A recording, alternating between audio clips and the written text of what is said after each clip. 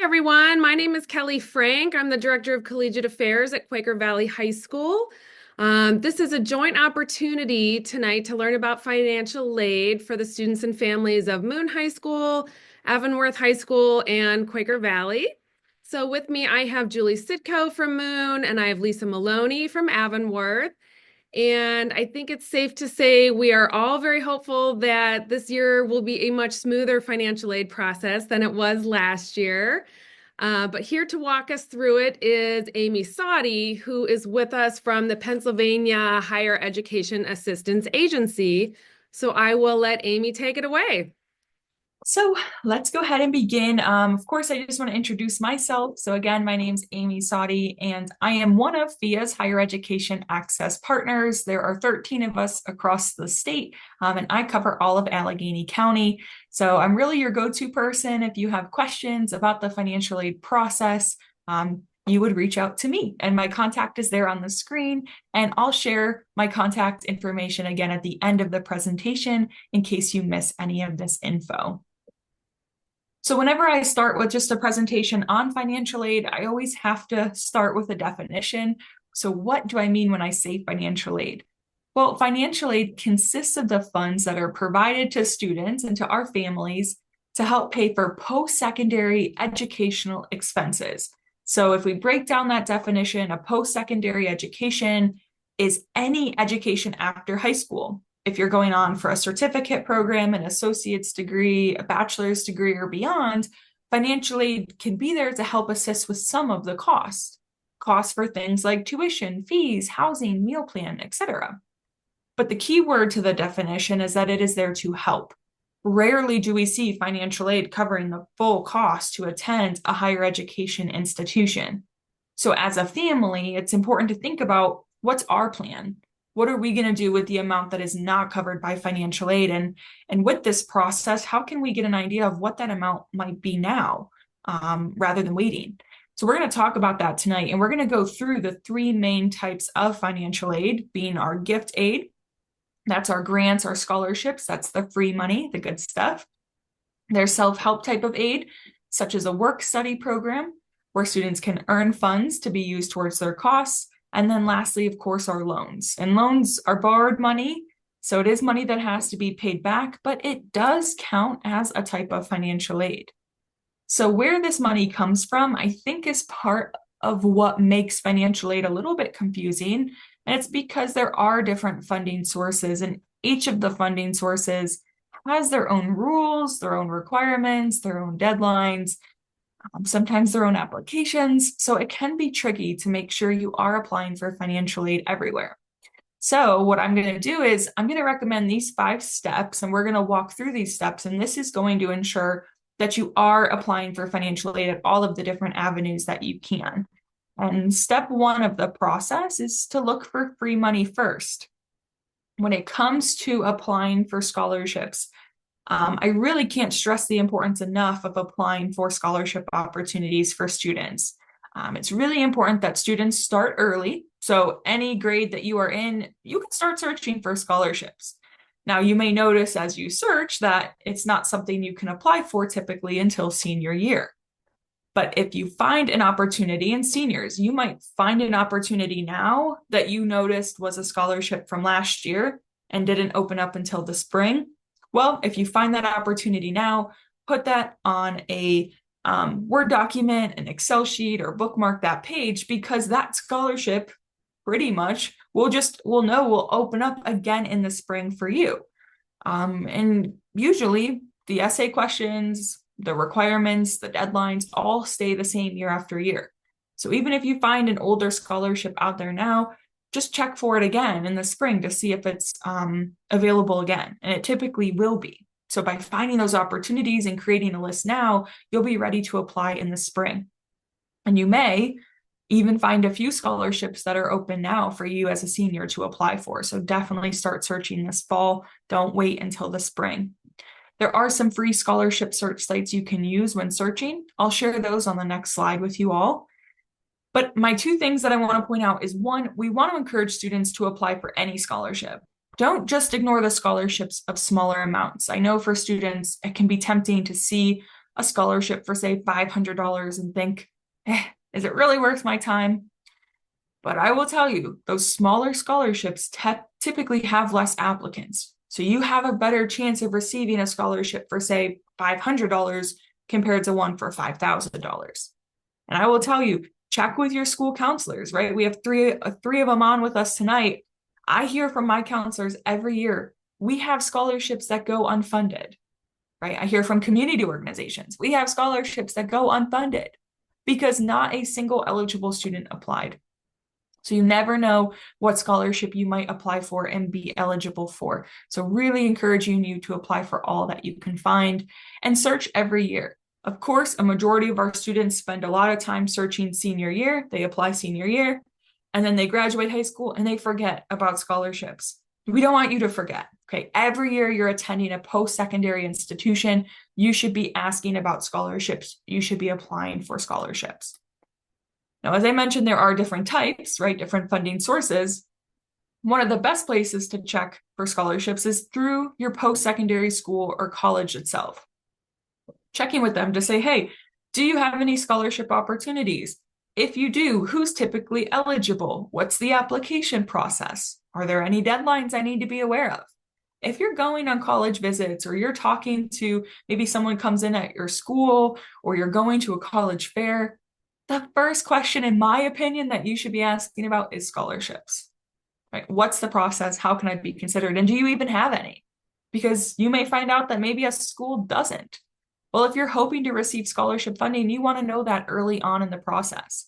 When I hear from students and they tell me, oh, Amy, I'm getting a $10,000 scholarship or a $15,000 scholarship, that money is typically, those larger scholarships are coming from the specific schools themselves.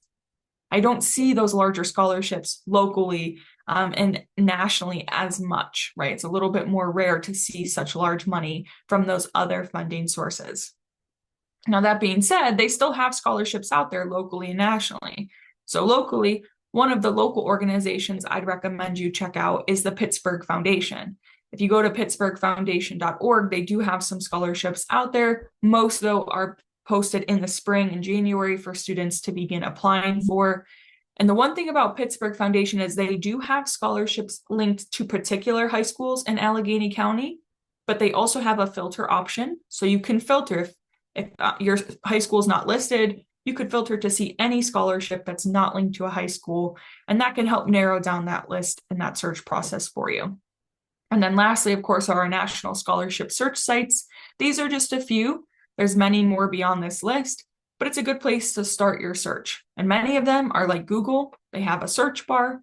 So what I recommend is utilize that search bar, put in keywords about yourself, things that you're interested in, maybe what you're planning to study or your major, and see what scholarships can populate from that. That will help narrow down your search. So you're not looking through all of the scholarships, but instead looking through ones that may fit you a little bit better. Now, step 2 is to know your deadlines. And I kind of mentioned this already, but for seniors, there are a lot of deadlines you have to keep track of. Deadlines to apply for admissions, deadlines for scholarships. Some schools have deadlines for when you have to submit the FAFSA by. So my biggest tip here is to create a master calendar. And this could be maybe something you do on an electronic calendar or on a planner, but where you go through the different schools' websites that you're interested in and write down all of their important dates for their prospective students. So if you're interested in 5 schools, go to each of their different websites and under prospective students, write down on that one calendar all of those important dates. That way, throughout senior year, it can help you stay on track. If you find scholarships you're interested in, put those dates on the master calendar for the deadlines. There might be deadlines that you have to keep track of in your classes or at your school. You can write those on the master calendar as well, because I do think it gets overwhelming for our seniors this year specifically of just all of the different dates they have to be aware of. And if you're like me and you like to procrastinate, I personally in my calendar put that date a few days before it's actually going to be due to build in time for me in case I forget.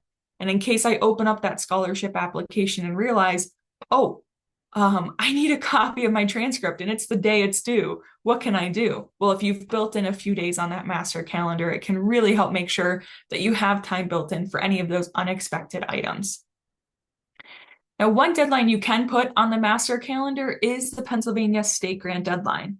So in order to be considered for the Pennsylvania State Grant program, you do have to make sure you complete your FAFSA application every year, and the deadline is May 1st every year. So this is specifically for seniors. So this upcoming May, you want to make sure your FAFSA is completed by May 1st. Now, as a returning college student, that May 1st deadline still applies. So every year you want to submit it. Now that May 1st deadline, that's something I would recommend you put in your phone as a reoccurring deadline. End of April. Reminder, if you haven't, submit your FAFSA because you really don't want to miss out on that state grant opportunity. And that deadline is actually one we use for some of our other state programs. So I definitely encourage you, it's best just to make sure your FAFSA is done by then. That being said, for my seniors, please don't wait until April to complete your FAFSA. When I talk about the FAFSA, which is on our next slide, I'm going to recommend ideally that you would have your FAFSA application done by January or February this year. I really don't recommend going past March just because you do want your schools to get your FAFSA information early on so they can send you a breakdown of your cost, which we'll talk about. But that brings us to step 3, which is the FAFSA itself. The FAFSA, if you're unaware of what it is the free application for federal student aid. So it's completely free to complete. It's an electronic application, and this one application is used to apply you for all types of federal aid. So the federal Pell Grant, federal work study, federal student loans, all of that you apply for just by completing the FAFSA. In addition to federal aid, we at PHEAA require your FAFSA to determine eligibility for the Pennsylvania State Grant. And many of our schools, our colleges and universities use the FAFSA to determine eligibility for their institutional aid. So one form applies you for many different funding sources and many of the different types of financial aid. And it's why it's really crucial for families to get this completed. Now, like I said, it is done electronically. The website that you will go out there when it's available is studentaid.gov/FAFSA. Now, technically the website's available, but the FAFSA itself for our seniors is delayed. So if you are a student and you are hoping to attend college during the fall 2025, spring 2026 semesters, your FAFSA application will be delayed and it will not become available until December 1st. For all seniors, we will have to wait until December to start this process. Now, that being said, on a normal year, when the FAFSA opens up, the first week it opens up, there's always issues just due to the number of users flooding the site, trying to access the application. Inevitably, it crashes. It acts really slow. Sometimes it won't save the information. And I don't want any of my families on this webinar tonight to have to deal with those issues. So if you do need to complete the 25-26 FAFSA, I personally would recommend waiting until the first week that it opens up. So don't try to do it the first week, but sometime after the first week, you could go out there to start the process. Now, I am going to spend a lot of time tonight talking through the FAFSA application and some of the general questions that folks have when they go through the process. But I do want to mention you are not alone in this process. If you have questions, if you run into questions, I will actually be at Moon High School. We're going to be offering an in-person FAFSA workshop. I believe that will be on January 14th. And again, that'll be at Moon High School, and that's for all of my schools on here tonight. So if you are looking for some one-on-one help, you'll attend, I'll walk around, and I will help families individually go through the application process. Okay, so we'll send out more information about that date coming, but I did just want to let you know, as before I even get into the information, that you won't be alone in this process. Okay, you definitely have some support systems built in, and I'll be there in person to help you through the process. Now, one thing that you will need to do though before the FAFSA process and even before my in-person session is you do need to go out there and you need to create your studentaid.gov accounts. Now, this studentaid.gov account is how you will access the FAFSA, and it is linked to you as an individual. So in order to create the account, you have to put in your social security number, your name, your date of birth, and all of that information goes through a verification check to make sure you are who you say you are. And it'll walk you through, creating a username, creating a password, and entering some security questions. But this account, like I said, does go through a verification check, and it does usually take about 4 days to process. So what I recommend is creating this account at least a week before completing the FAFSA. But honestly, for seniors, this is a step you can do at any time. So October, November would be a great time frame to create these accounts. When you do create these accounts, though, be sure you write down your username, write down your password, because you will need to access this account year after year. So the senior, the one applying for financial aid, needs to create an account. But actually, I saw a question about, is this for the parent? I was just getting there. In addition to the student, at least one parent will also have to set up their own studentaid.gov account. So you will have the student's account with the student's username, password linked to the student, and then you will need to set up a parent account linked to the parent, and you'll create a parent username and a password. Okay, so that way both of you can access the FAFSA form, because you're both going to answer questions about yourself in order to submit the application. Now, I know when I talk about parents, it can kind of be confusing to know sometimes which parent needs to create the account depending on the parent situation. I will get to that in just a few slides. So we're just going to put an asterisk next to parent, that there's at least one parent that will need that account, but I'm going to define who that is in a few slides for all of you. So we'll come back to that. But the biggest thing is just get those accounts created on your master calendar. I would put a reminder end of November. If you haven't already, create your account. Now, parents, if you already have an account, maybe for yourself or for a prior child that went through this process, you don't need to set up a new account. You will use the one you previously set up, and you will use that to sign off on this child's FAFSA.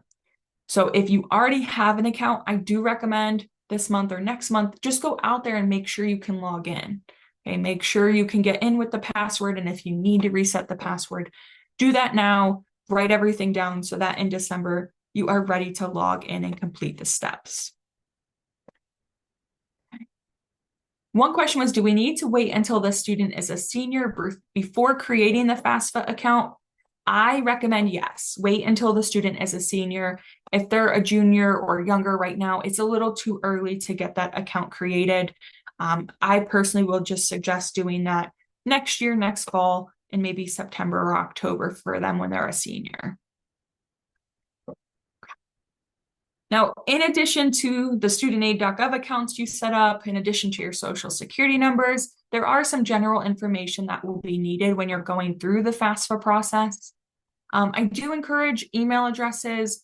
When you're creating your account, I suggest using a personal email address. Don't use your high school email address because that typically does expire after some time. So use a personal account, one that you will have access to year after year. In addition, when you're filling out the FAFSA form, now this specifically is for seniors, when you're filling out the 25-26 FAFSA form, it is going to ask you about 2023 tax information. It'll ask about the tax information for the student and the parent or parents on the form.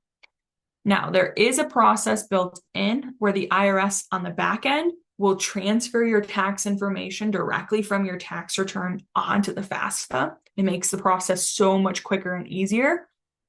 But just in case it doesn't work for all families, I would just make sure, again, end of November, that you know where your tax returns are. If you have them saved on your computer or somewhere in the house, at least just knowing where they are in case you have to manually enter the information, it won't delay you in that process of remembering where you saved it or where you put that information. All right, so a couple of the steps. So first things first, this is the student's application, okay? So the whole process starts with the student, okay? So you have the accounts for both student and parent set up, and then once it's time in December, or if you come to our in-person FAFSA night, what we're gonna start with is we're gonna start with the student's application. So the student will log in to studentaid.gov, and they will start the FAFSA process, and they're gonna go through all of these different sections. And I'm going to walk through the areas that typically give families the most difficulty. Okay, so beginning with pretty much the first screen that you will see when you start the process is that it's going to ask the student to provide consent. And parents, you will be asked to do this later on when you access your form. But when it asks you for consent, it's specifically asking you to allow the IRS again to transfer your tax information from 2023 on the back end so that FAFSA, us at PHEAA, and your school's financial aid office can use that information for processing and awarding your financial aid. Okay, so in this case, consent is required. So you do have to hit approve at the bottom of the page to continue to the next screen. But this is pretty much the first thing anyone who logs in and starts the process will be asked to do. Once the student provides consent, they'll go into the demographics section. In this section, the FAFSA is specifically asking the student a few questions to figure out, are they a dependent student, meaning they need to provide parents' information, or are they an independent student, meaning they do not need to provide parent information? Now, for a majority of my students on this call, you probably are dependent, meaning you do need to provide parent information. But how would you know? Well, as we go through these questions here on the screen, if you answer none of the above, or none of these apply to me, then the form will tell you you're a dependent student. So, are you 24 years or older? Are you married? Are you a veteran or serving on active duty? Are you working on a graduate level degree? So that means you've already completed a 4-year bachelor's degree. Are you a legally emancipated minor? Does someone other than your parents have legal guardianship over you, as determined by the court in PA? Are you an orphan, ward of the court, or were you in foster care at all since the age of 13? Do you have any legal dependents or children who you provide over 50% of their support? Or are you an unaccompanied youth and either homeless or self-supporting and at risk of being homeless? So as the student goes through all of those questions, if none of those questions apply, then they will select none of the above, they will hit continue, and the form will tell them, based on your answers, you are a dependent student, and so you must provide parents' information on the form. So the student is going to be asked to invite the parent or the parents to the form. But how do they know who to invite? Well, the FAFSA is going to walk them through some questions to figure that out. And I tried to make a little chart here to help us figure out who needs to be listed on the form. So the first question it asks the students is, are your parents married to each other? So biological or adoptive parents, are they married? If the student answers yes, then it will tell the student both parents need to be provided on the form. So you would need to provide both parents' names, date of birth, socials, income, assets, etc. If the student answers no, they're not married, then it will ask, are your parents living together? So do they live in the same household? If the student answers yes, so parents are unmarried, but they live together, then again, it will tell them both parents' information is needed.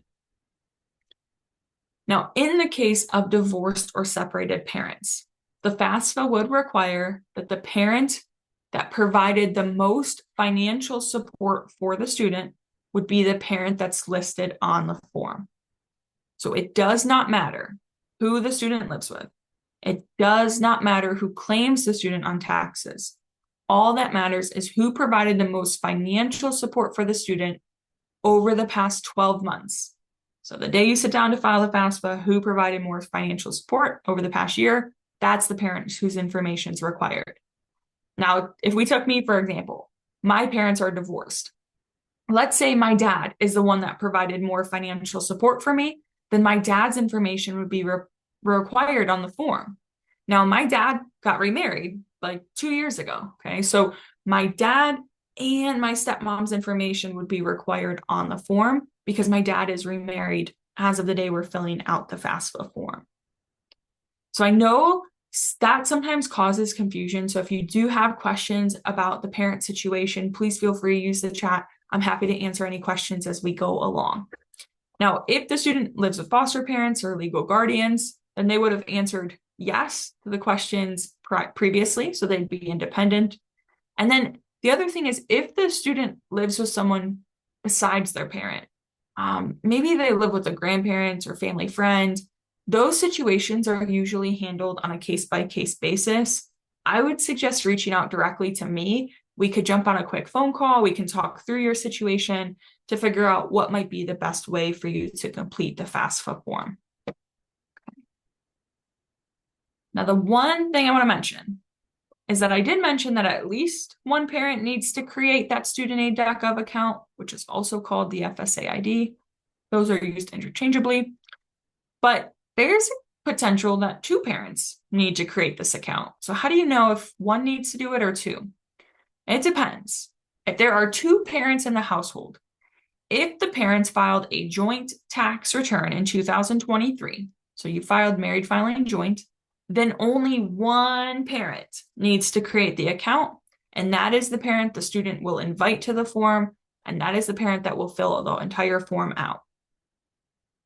But if parents did not file a joint tax return, so maybe they filed married filing separate, maybe they did not file taxes, whatever it may be, if you did not file a joint tax return, but there's two parents living in that household, then both parents will have to set up their own separate studentaid.gov account, and they will each be invited to the form, and they will each need to fill out a parent section of the form.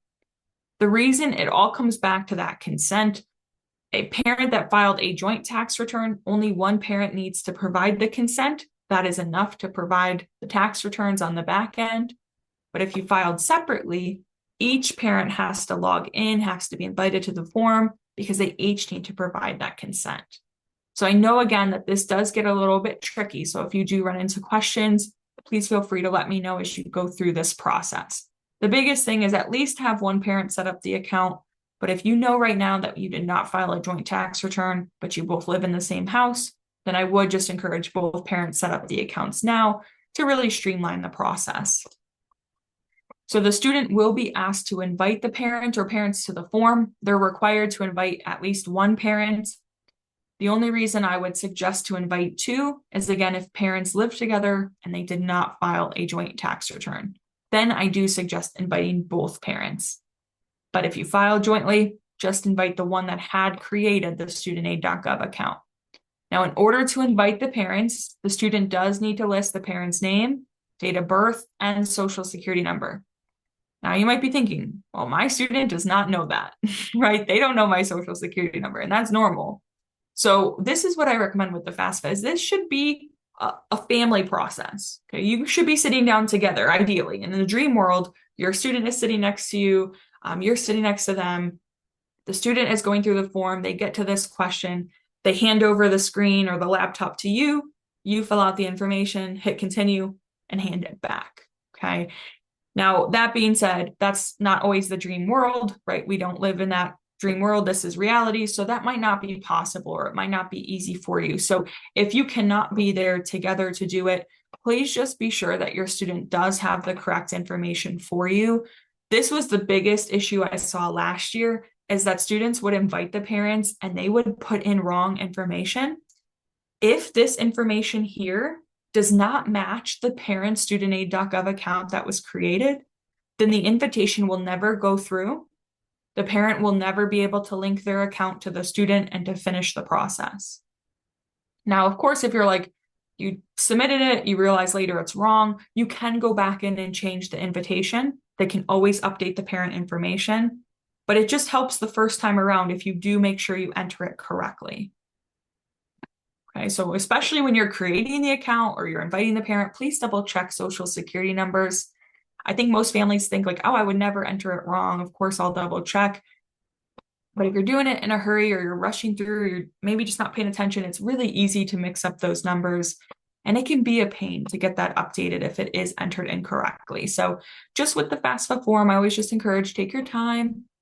You can go slow. You can start this process. You can save it. You can come back to it at another time. You don't have to finish it all in one sitting. Okay, you do have time to finish it. After the invitation, it will ask the student to list the schools, the colleges or schools they're interested in attending. Now, they don't have to have already applied at this time. So even if your student hasn't applied but is considering applying to a school or multiple schools, still list them on your FAFSA form you can actually list up to 20 schools at a time. So any school they're considering applying to, please have them list the schools on the FAFSA form. And I'll tell you from my perspective, this usually takes the longest amount of time because you do have to add the schools one by one. But typically the student section I see getting completed within 10 to 15 minutes typically. So it really, I think I make it sound a lot harder and a lot longer than it is, but families can really kind of cruise through this portion. Now it will ask the student about their financial information. So did you file taxes in 2023? If they did, again, they provided consent, so that should be pulled over from the IRS. If they didn't file taxes in 2023, it'll skip all of the income information, and then it will take the student to the asset questions. Now, the asset questions are asked of the student and of the parent. So I'm going to talk through the assets, but this applies to the student and to the parent. The first question it will ask both of you, and it'll ask you separately on each of your own forms, but the first question it will ask is what's the current total of your cash, checking accounts, saving accounts? So as of the day you're filing the FAFSA, the total that you have in cash, checking, saving accounts, okay? And you would just report the total on that line. Now, if your student is like, well, I don't have any cash or money in a checking or savings account, then they can put 0 and they can move on to the next question. You just can't leave it blank, okay? The second question is, what is the total value of your current investments? Now, for investments, it would be things like stocks, bonds, CDs, mutual funds, the net value of real estate. So besides the house that you live in, so if you own the house that you live in, that does not get reported as an investment. But if you own other real estate, the value of that would get reported. If the parents have a 529 college savings account for the student, that amount does get reported as an investment. For the account for the child filling out the FAFSA, again, that gets reported if it's held by the parent. Things that are not reported, if it is a qualified retirement account, so if you have a retirement IRA, a retirement 401k or 401b, those retirement accounts do not get reported as an investment on the form. Okay. The one thing is, I don't expect anyone to remember this whole list, but what I do want you to remember from this is that when you get to those questions, or honestly any question on the form, after each question, there's a little I and it's in a circle. If you click on that, it opens up a window with the help tool. And so for each question, there's a window that will pop up with more information. When you get to assets, if you're like, oh, what did Amy say? What's included? What's not? Click to open the help tool, and there will be a full list of what is and is not reported as an investment.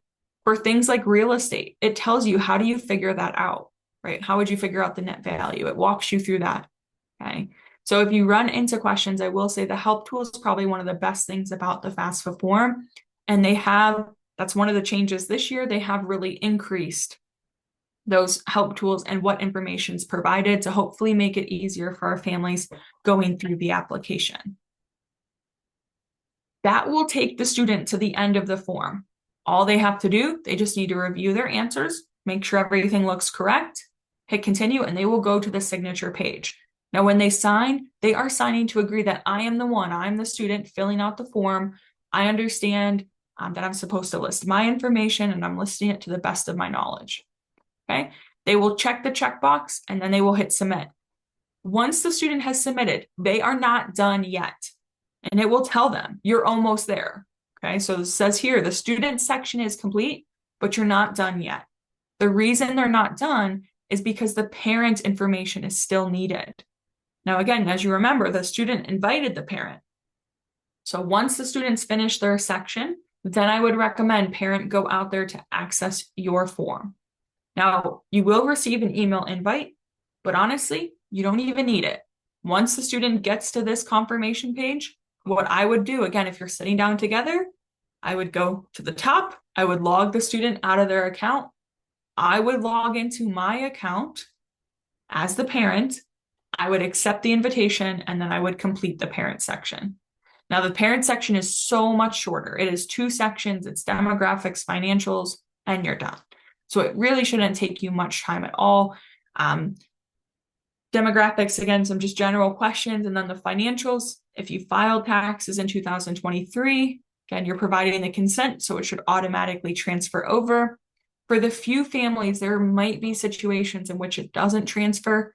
Those are great situations to reach out to me. So if you run into a question and you're like, it doesn't transfer, it's asking me to enter my adjusted gross income, it's asking me to enter taxes paid, let me know. We'll set up an appointment. We'll go through that one-on-one together. Okay, or you can always come to our FAFSA night too at Moon High School, and I'll sit down with you with your tax return and we'll enter that question by question. But for most students and families, it will skip all of the financial questions. It might ask like a few little things about like foreign income, if you had any foreign income, or taxable grants and scholarships. Most people just zeros for those. And then you'll be asked about assets, you'll review, and you'll sign. So if you're both sitting together, student and parent, and your accounts are already created, honestly, you could get the FAFSA done within 30 to 40 minutes. It really is a streamlined process to make it a lot easier for our families.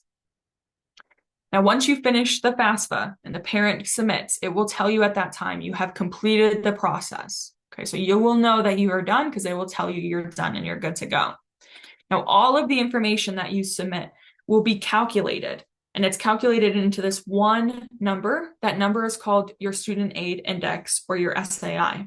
Now, typically, your SAI, it is primarily income driven. Okay, so FAFSA is mostly looking at the income for parents and students, but other factors are assets for parent and students, family size, all of that gets taken into consideration into the calculation.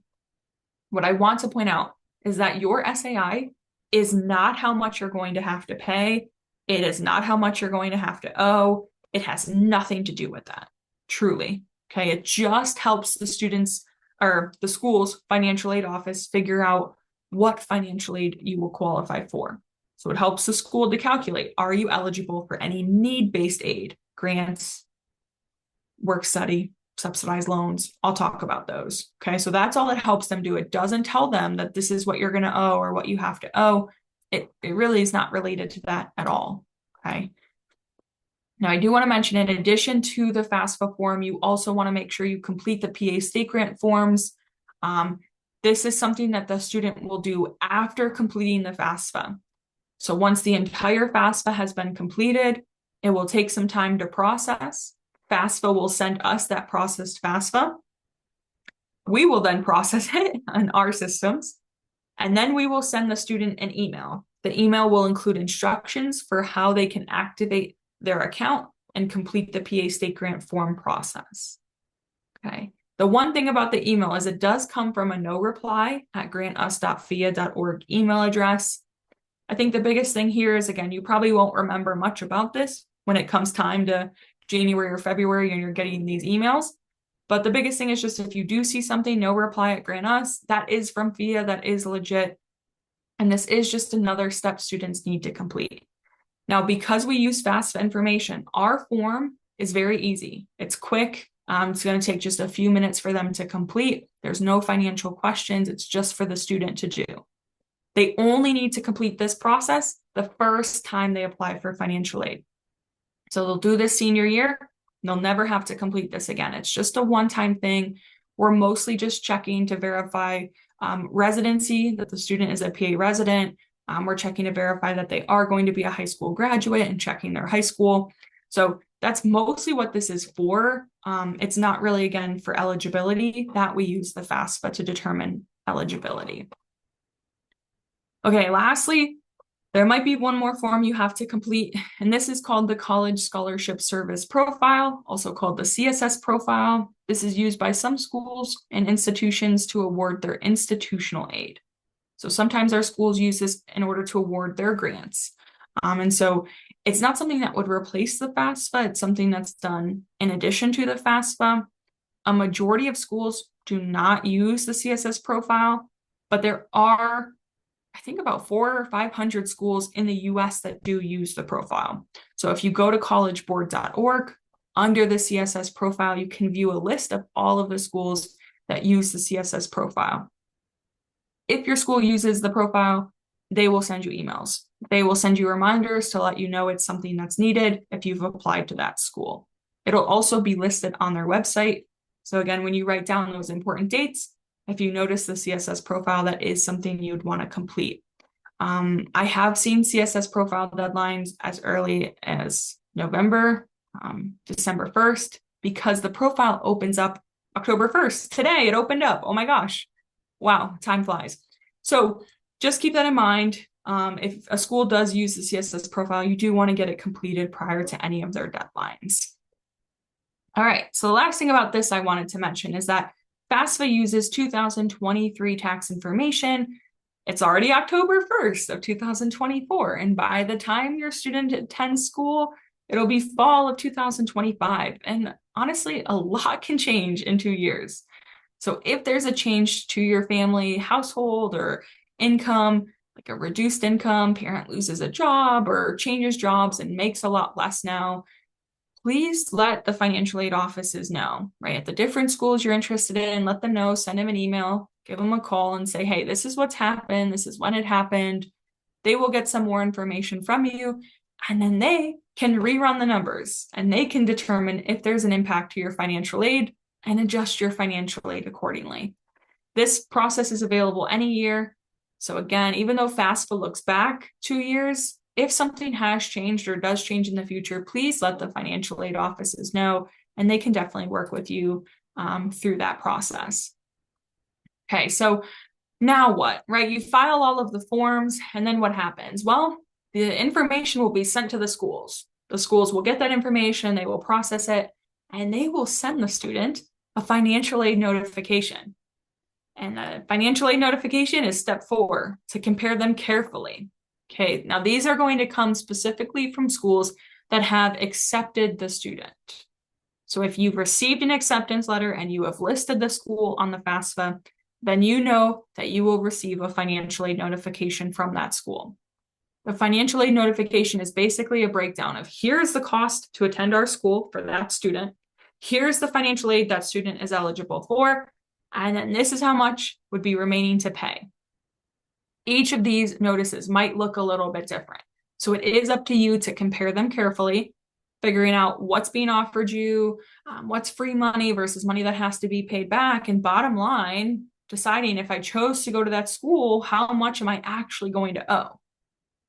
Now, if you are eligible for any institutional aid, so if you're eligible for their grants or scholarships at that school, that will be listed. If you are eligible for any federal aid, that will be listed. So if you're eligible for the Pell Grant, work study, subsidized versus unsubsidized loans, those will be all listed on your financial aid notification. In addition to federal aid, if it's a Pennsylvania school and they've determined you will be eligible for the Pennsylvania State Grant Program, that will be listed on your financial aid notification with an estimated state grant amount. So you will know, and typically those aid notices come out in mid-February to sometime at the end of March, typically. Okay, so you roughly will get that early spring, and you'll know what financial aid you're eligible for.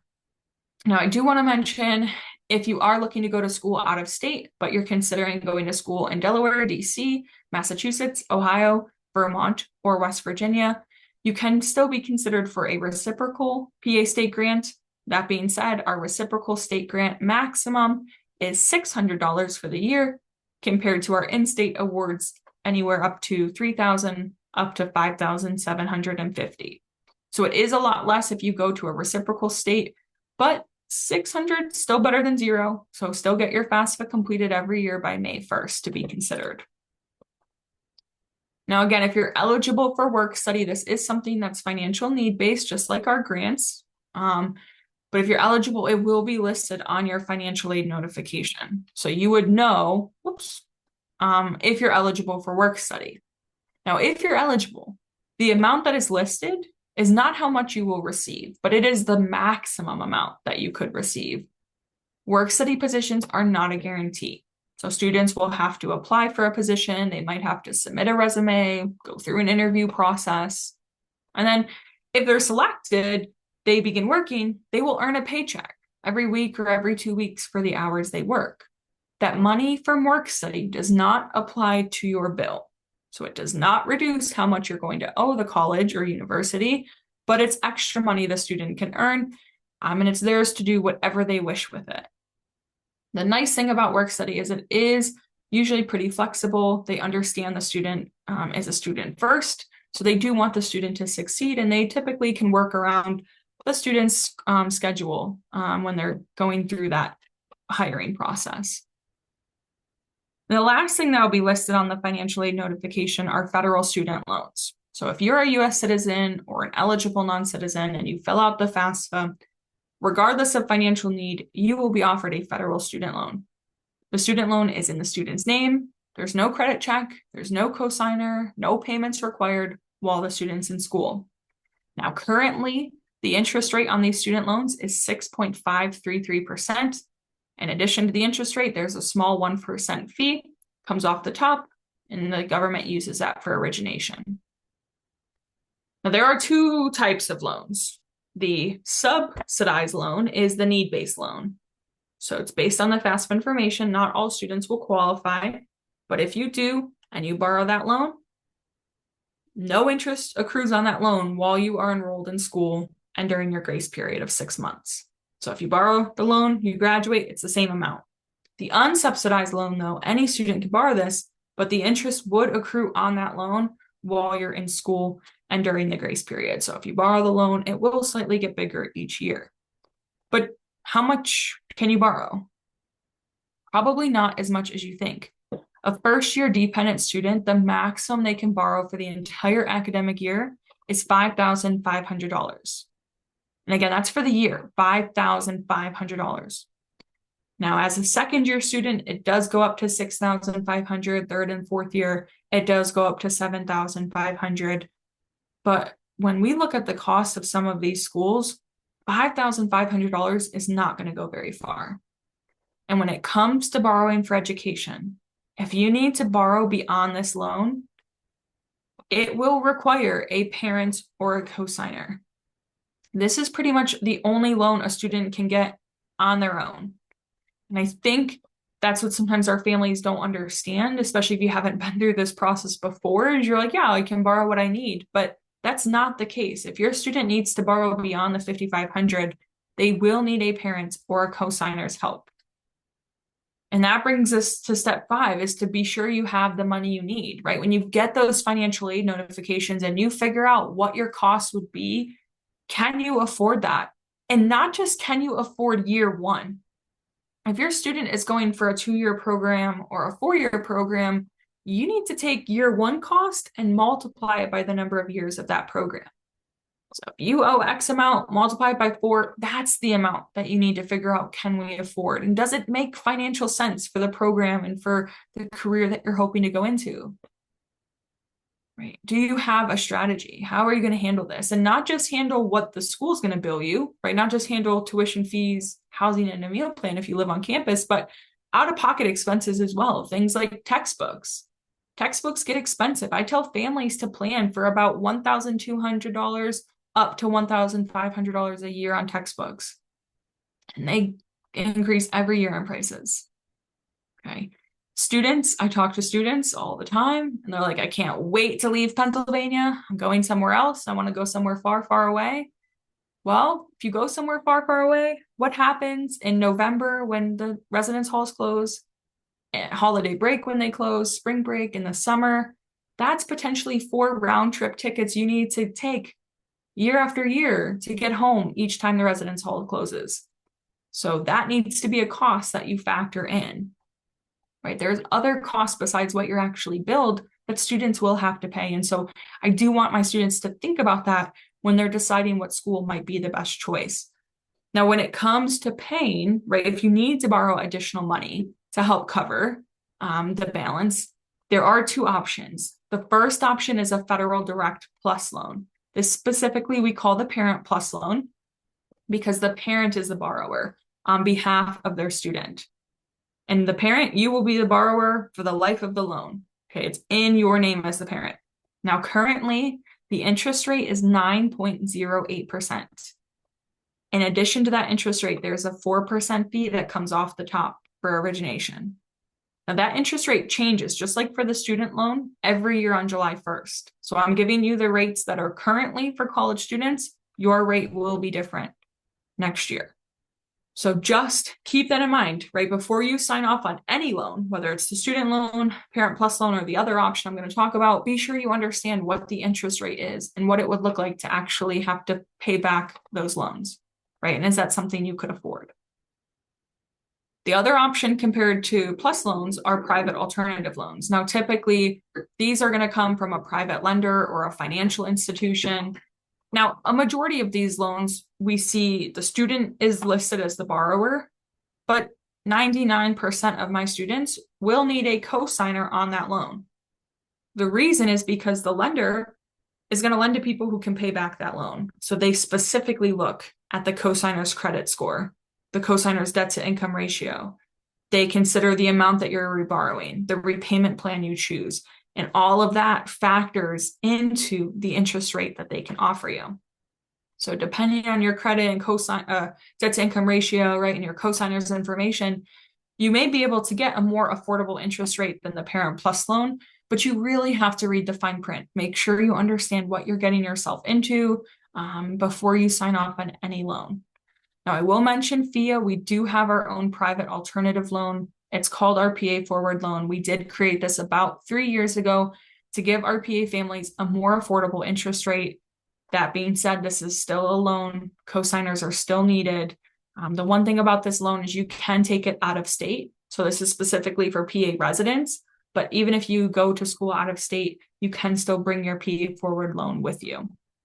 So I know it's a lot of information. So what can you do now, right? I gave you a lot. We talked about the master calendar, but what are some things you can do now? So obviously create the master calendar. Step 1, visiting college websites, looking into scholarships. The other thing is utilize net price calculators. So the purple box on there talks about collegecost.ed.gov. This is a great website. It houses the links to all of the different colleges and universities' websites where they house their net price calculator. So if you go to College Cost, you put in the school's name, it'll link you to the school's website. You answer some general questions about your situation, your scenario, and it will kick out basically an estimated financial aid notification. So a little breakdown of what age you may be eligible for. Now, it is an estimate, and unfortunately, it's a range. So it is not the most specific. It's not going to tell you to the dollar or even to the hundredth of dollars. But it will give you an idea of what kind of price range bracket are you in terms of the cost. So this could just be a way to start having a conversation about what your cost might be. Other than using the net price calculator, the other resource I would mention is the aid estimator. So specifically, if you go to studentaid.gov, type in aid estimator, this is a simplified FAFSA. It asks you just a few questions. It'll take about 5 minutes to do. You answer the questions and it'll give you a general SAI, that's student aid index, and tells you roughly what federal aid you might be eligible for. Now, this is limited. It is just federal aid. It doesn't give you state aid or institutional aid. But what I like about the aid estimator is you could change around the numbers. You could change your income, you can change assets, you can change the household size, and you can see what impact those changes have on a student's financial aid eligibility. So I have parents all the time, they're like, Amy, what's the cutoff, right? Like what income is the cutoff for grant eligibility or for work study or loans? I really can't tell you because there's so many things that factor in, but that aid estimator could show you that, right? You could change around the numbers and see. So that's why I do like that tool, just to get a general idea. And then once you utilize those tools, hopefully you can start having a conversation as a family about what's affordable. What's our game plan? What can we afford to pay, if anything? If we need to borrow a loan, how much would we have to borrow? Would we be approved? Who's the co-signer? Who's going to borrow that loan, right? And just start having those kinds of conversations as your students navigating through this process. And then hopefully through that conversation, again, because I didn't stress this enough, I don't think, but applying for scholarships, right? That is, I hope, the drive for students, right? When they use these tools and they have conversations with you to really drive home the importance of this is why scholarships are so important, because they can really make a huge difference for a student's costs, especially, if you can get a couple that add up over time. I really just encourage students to taking the time to apply. So important resources, these are a bunch of links I already mentioned. I will just give a little shout out to mysmartborrowing.org. I think that's another great resource to start a conversation. It kind of walks students through the whole process of picking a career, a college, and shows them based on borrowing what their loan payments would be. And there's a cool little budget feature built in. So I definitely encourage you, again, when you're doing your conversations with your students, maybe walk through My Smart Borrowing with them. They can run through a couple of scenarios to see what that might look like. The scholarship sites, I already shared these with all of you, so don't feel like it's a big deal. If you miss them, I already shared them earlier on. Stay up to date with PHEAA. So if you're interested, last year, due to all of the changes with the FAFSA, we received a lot of feedback from families that they would have appreciated some help along the way, some reminders. So towards the end of last year, we started a newsletter for our families. So if you're interested in getting information about loans and grants and more about the whole process of financial aid, such as webinars and things we're offering, you can scan the QR code and sign up for a newsletter. We decided after last year, we'll continue it this year, especially with changes, just to keep our families a little bit more in the loop as they go through this process. Okay. And then that brings us to the end. I can always go back to this if you missed the QR code, but I do just want to really make sure that you all have my contact information. Again, my name's Amy. My email address is here. The reason is because I travel during the fall and spring a lot, so I'm typically not in the office. So the best way to reach me is send me an email with your availability, and we can set up an appointment. We can talk on the phone, go through any questions that you have throughout the process. And I'm happy to stay on for a bit if anyone else has any other questions, but we are officially at the end of our presentation. I do hope that this was helpful information for all of you, and thank you all so much for joining us tonight. Amy, thank you so much for all your expertise. It's really, really valuable. You've got a lot of experience, and all the counselors from Moon and Avonworth and QV really appreciate the personal attention that you give our students and families. So to all the families out there, don't hesitate really to reach out to Amy. You know, she's just such a great resource if you get stuck at any point along the way in the process. And I just wanted to remind everybody that we will be making this recording available. If not tomorrow, by the end of the week, your school counselors will make sure that you're able to access that. They'll be pushing that out to all of you. So that's all we have for tonight. Amy, are we good on the chat? I have not opened the chat for fear it will catch on the recording, but are we all set there? Yeah, the only question we just got was, what's the tentative date for the in-person session? I have January 14th as our tentative date. So if you want to write down January 14th, that again will be hosted at Moon Area High School. And we have it slated for 6:30, I believe, as our start time.